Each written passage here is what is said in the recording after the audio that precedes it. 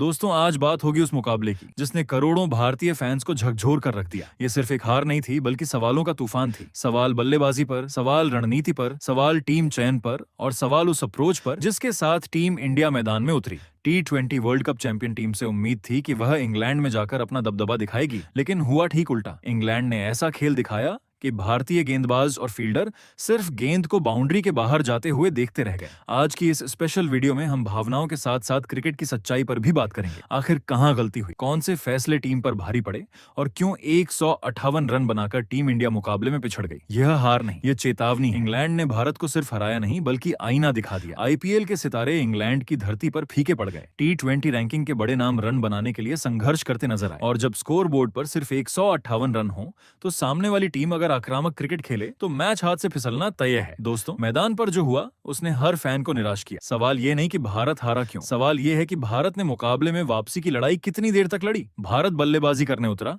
तो उम्मीद थी कि पावर प्ले में तेज शुरुआत मिलेगी, लेकिन शुरुआत से ही ऐसा लगा कि बल्लेबाज परिस्थितियों को पढ़ नहीं पाए। इंग्लैंड की गेंदबाजी अनुशासित थी, लाइन लेंथ शानदार थी और भारतीय बल्लेबाज जल्दबाजी में दिखे।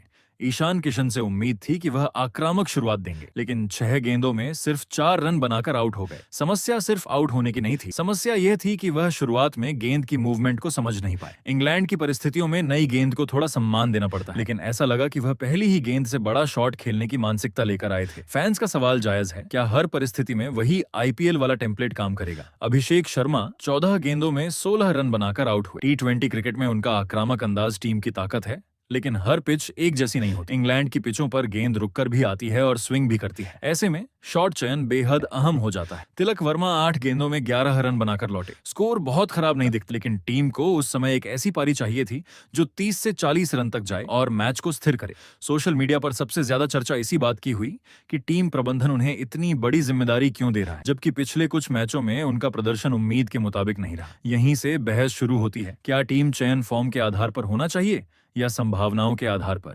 क्रिकेट में प्रतिभा महत्वपूर्ण है, लेकिन लगातार मौके मिलने पर प्रदर्शन भी उतना ही जरूरी हो जाता है। वहीं मिडिल ऑर्डर में शिवम दुबे ने 23 गेंदों में 22 रन बनाए। यह वह पारी नहीं थी जिसकी टीम को जरूरत थी। T20 क्रिकेट में अगर कोई बल्लेबाजक इतनी गेंदें खेले तो उससे रन गति बनाए रखने की उम्मीद की जाती है, लेकिन यहाँ स्ट्राइक रोटेशन भी संघर्षपूर्ण रहा और बड़े शॉट भी नहीं निकले। यही वजह है कि स्कोर बोर्ड पर दबाव बढ़ता गया। वैभव सूर्यवंशी ने 10 गेंदों में 15 रन बनाए। कुछ अच्छे शॉट जरूर दिखे, लेकिन बड़ी पारी नहीं आई। युवा खिलाड़ियों से तुरंत चमत्कार की उम्मीद करना ठीक नहीं, लेकिन अंतर्राष्ट्रीय क्रिकेट में मौके सीमित होते हैं और हर पारी की अहमियत बढ़ जाती है। इस सीरीज में उनसे काफी उम्मीदें थीं, क्योंकि घरेलू और IPL क्रिकेट में उन्होंने प्रभाव छोड़ा था, लेकिन इंग्लैंड की परिस्थितियों में उन्हें अभी और सीखने की जरूरत दिखी। वहीं कप्तान श्रेयस अय्यर ने सबसे ज्यादा जिम्मेदारी निभाने की कोशिश की। उन्होंने रन जरूर बनाए, लेकिन सवाल यह उठता है कि क्या कप्तान की भूमिका सिर्फ व्यक्तिगत रन तक सीमित रह सकती है। जब विकेट लगातार गिर रहे हों तब साझेदारी बनाना और दूसरे बल्लेबाज को साथ लेकर चलना भी उतना ही महत्वपूर्ण होता है। श्रेयस ने संघर्ष किया, लेकिन टीम को एक मैच विनिंग स्कोर तक नहीं पहुंचा सके।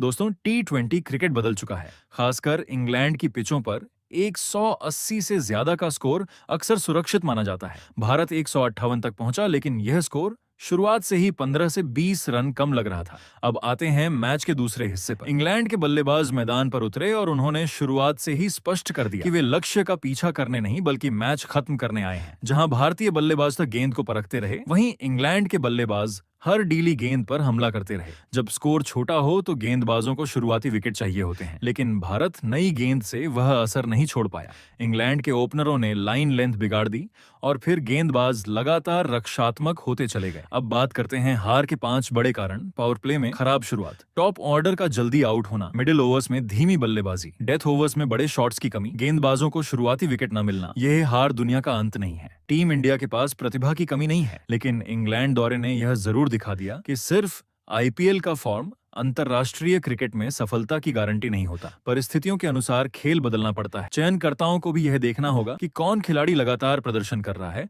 और कौन सिर्फ संभावनाओं के आधार पर टीम में बना हुआ है। वहीं खिलाड़ियों को भी समझना होगा कि हर मैच सिर्फ बड़े शॉट्स से नहीं जीता जाता। कई बार 30 गेंदों की समझदारी भरी पारी 15 गेंदों के आक्रामक कैमियो से ज्यादा मूल्यवान होती है। तो दोस्तों, इंग्लैंड ने भारत को हराकर सिर्फ एक मैच नहीं जीता, बल्कि यह संदेश भी दिया कि अंतर्राष्ट्रीय क्रिकेट में में परिस्थितियों को पढ़ना, साझेदारी बनाना और सही समय पर हमला करना कितना जरूरी है। टीम इंडिया के लिए यह हार एक बड़ा सबक है। अब देखना होगा कि अगले मुकाबलों में भारतीय खिलाड़ी इस आलोचना का जवाब बल्ले और गेंद से देते हैं या नहीं। अगर आप भी मानते हैं कि टीम इंडिया को अपनी रणनीति और टीम चयन पर दोबारा गंभीरता से विचार करना चाहिए, तो कमेंट में जरूर बताइए, इस हार का सबसे बड़ा कारण आपके अनुसार क्या था।